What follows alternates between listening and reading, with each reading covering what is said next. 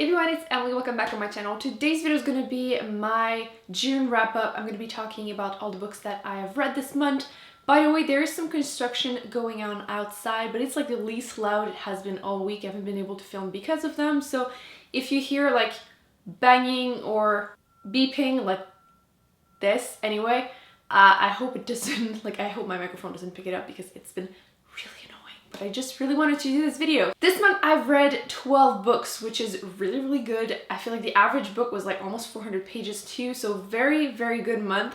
Although most of my reading was done like in the first half of the month, so I don't know what happened. I was like really into it. So let's do this. I'm gonna start with this book because I just finished the audiobook of the second one in that series and I wanted to really talk about it. So we're gonna start with the first one. This is Sleeping Giants by Sylvain Neuvel, which is the first book in the Themis Files series, and this is amazing. If you like sci-fi, I definitely recommend it. It's kind of on the short side because there is just 300 pages and it's like mostly interviews and like journal entries, and it's super different. Basically, you're following a team that is trying to understand. They found a giant hand of like metallic robot, and they're wondering what it is, where it comes from, and aliens. And I really enjoyed it, so much so that I decided to continue the series, and I just finished the audiobook of the second book, which is Waking Gods. And I'm just gonna start by saying that going for the audiobook was a huge mistake for two reasons. First off, Eva's character, every time she would whine, I would want to freaking throw my phone at the wall and just scream, and literally had to press pause once in a while just to take a deep breath. It was really annoying. And I just wanted to mention too that one of the characters is called Vincent Couture, and he's a French Canadian like the author, like me. And his accent was so freaking off, like so off. And there's a huge difference. Like, he had like a French accent, but French and French Canadian are as different as US and like Australian accent.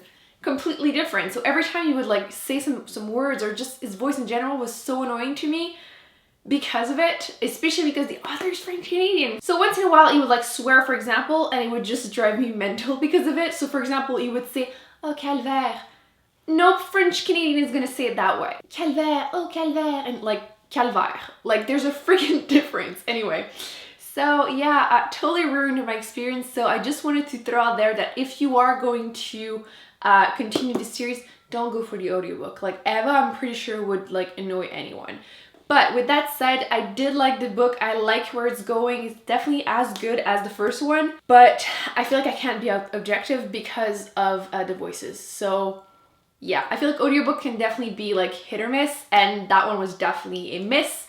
But this series is still good. I still wanted to recommend it because it's a super quick read and it's very different, it's interesting, and I cannot wait to see where the third book goes. By the way, I was editing and I realized that I didn't make you listen to the annoying voices, and I just wanted to do it to give you an idea. But I got the water part right. We're definitely in the ocean.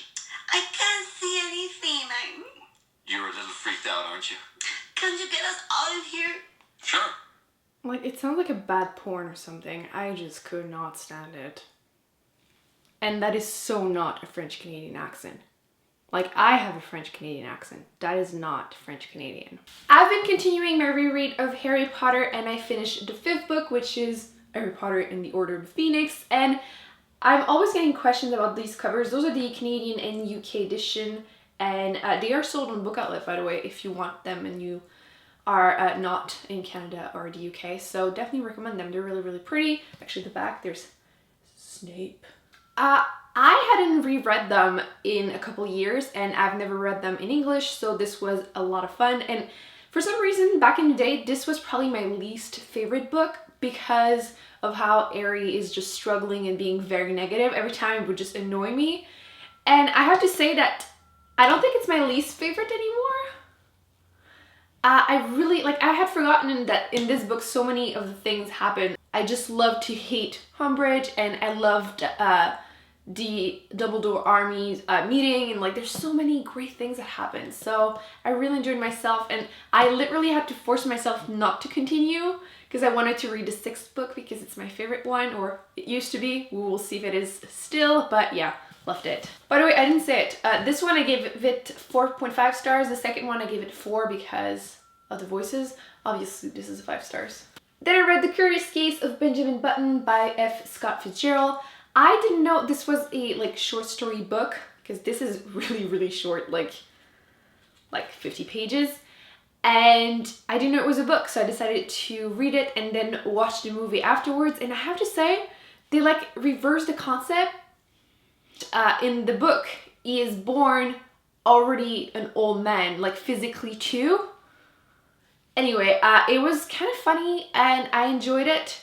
But yeah, it was very confusing because of that, because I didn't expect it. Then I finally read Simon versus the Homo Sapiens Agenda by Becky Albertalli, and this was such a warm, fuzzy feeling type of contemporary YA book. You're obviously following Simon, and he's basically in the closet, and someone finds out that he's messaging someone else that is also in the closet, and he's basically blackmailing him, telling him that he's going to tell the people if blah blah blah. So definitely something I would recommend. I think this is a great summer read. So yeah, I really enjoyed myself. I believe I gave it 4 stars.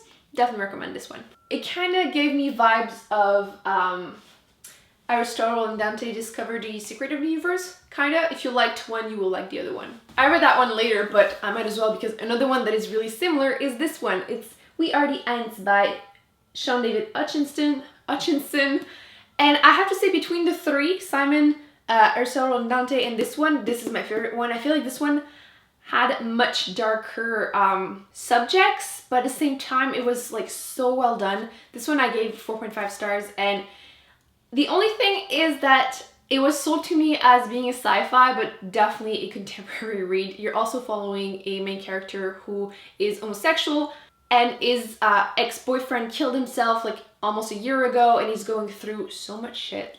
So many things are not going well for him, and you're just following him for those couple of days because in between all those things happening to him, he keeps getting abducted by aliens, and he has less than a year until they just make the planet explode. But definitely still consider it a contemporary. So yeah, definitely recommend this one. This will make you cry and smile and laugh, and it's just definitely my favorite one of that type of contemporary YA book that I've read between the three. So again, just wanted to say, if you read one of these, you definitely will like the other ones. I'm trying to go quickly because that noise is driving me crazy. Even if you can't hear it, so annoying.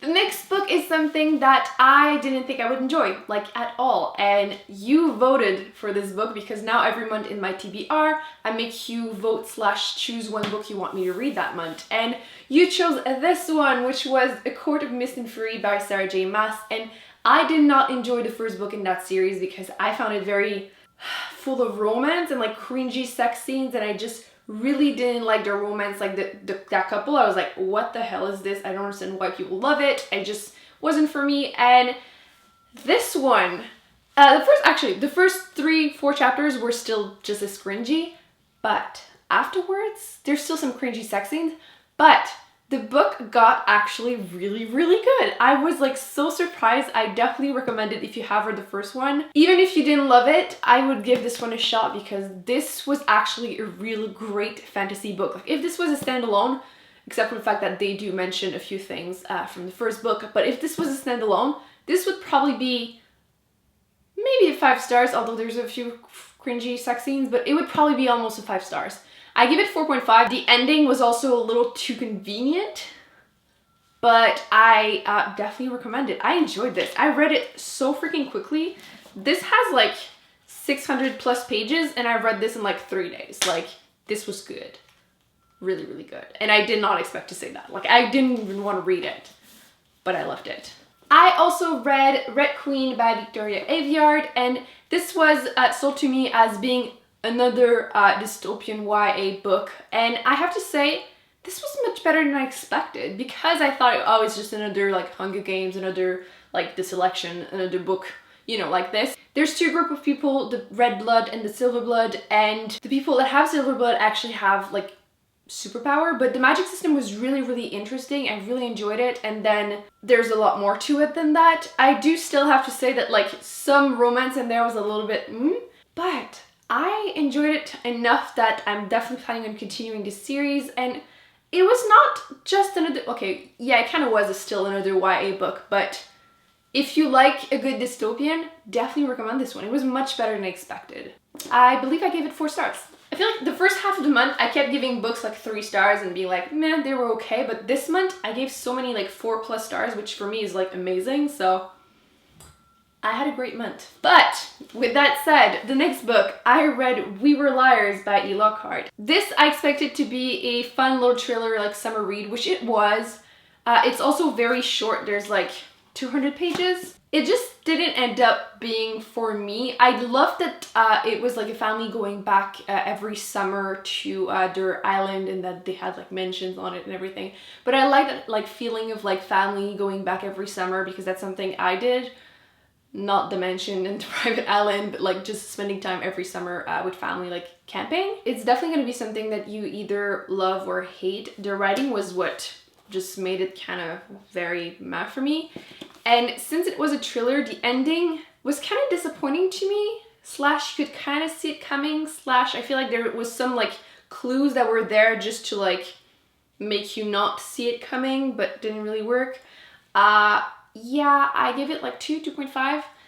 It is a great summer read, but only if you like the writing style, which was in my case, sadly. I also finished a bunch of audiobooks, so I'm just gonna quickly look at them and let you know my thoughts on them. I read slash listened to We Are Legion, basically We Are Bob, by Dennis E. Taylor. And I have to say, this was so different. I do love sci-fi, like I really, really love sci-fi, but this was so different because you're not really following humans, kinda. This is gonna be so freaking hard to explain, but basically the main person you're following used to be human, and he was like frozen and things happened, and basically now he's just a computer, and he's put into a ship, and then he's multiplying, and then there's multiple Bobs, and they're trying to find another planet for humans, and basically some of them are fighting other ones are just following some type of aliens like evolving, and it's definitely something that's not going to be everyone's cup of tea, but I did still enjoy it. But it really was my first time reading something that would be like,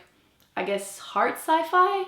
So I think it's something that I'm gonna have to try again to see how I feel about it, but I definitely still enjoyed myself. It gave me some strong vibe of the same type of humor as The Martian. So if you like really hard sci-fi and you like that humor, I will give that one a shot. I've also finally read The Hate You Give by Angie Thomas, and this book was recommended to me so much, and I finally got to it, and I have to say it was great. Also as an audiobook, because I believe she was the one reading it, so it was great. This book will make you laugh at all the references to like Harry Potter jokes. It's probably gonna make you cry, and it's just gonna make us all closer just in our hate for Ailey. But seriously, Ailey. In this book, you're following Star, who is an African American, and she's going to a school that is mainly full of white people, but she lives in a poor neighborhood. There's a lot of gangs member, there's some gunshots going on pretty much every day, and she's kind of stuck not knowing how to act. Like, she's acting like one type of star in school, another person at home, another person in the street, so she's kind of like lost a little bit everywhere in there. And then one of her childhood best friend is killed in front of her, and it just goes from there. And I really enjoyed myself. I gave it like 4.5 stars. Definitely something I would recommend. And then last but not least, I really wanted to talk about this other book that I listened to, and it is A Man Called Ove. I just wanted to mention it because I listened to the audiobook and I kept seeing people mention the book and say A Man Called Ove, but yeah, he's actually from Sweden, so Ove. And I really enjoyed this book, something again that's gonna make you cry, that's gonna make you laugh, and the feels, I mean, I read a lot of books that made me feel a lot of things this month, but definitely a great recommendation if you are looking for an adult, just fiction. The only thing is, it reminded me a little bit too much of Gran Torino, the movie with Clint Eastwood, which was a good thing and a bad thing at the same time. I feel like it wasn't fully original. If anyone has also read it, what do you think? But no matter what, definitely still recommend it. It was awesome. I do want to watch the movie, but you're basically following an old man. He's actually like 59. He's kind of grumpy.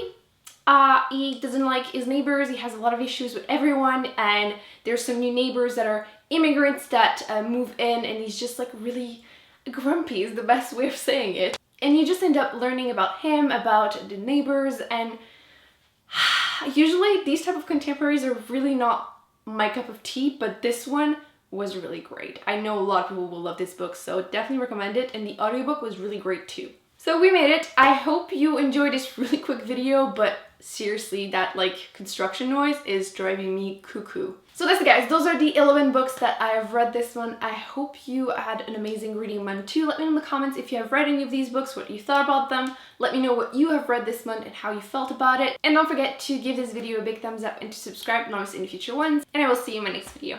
Bye.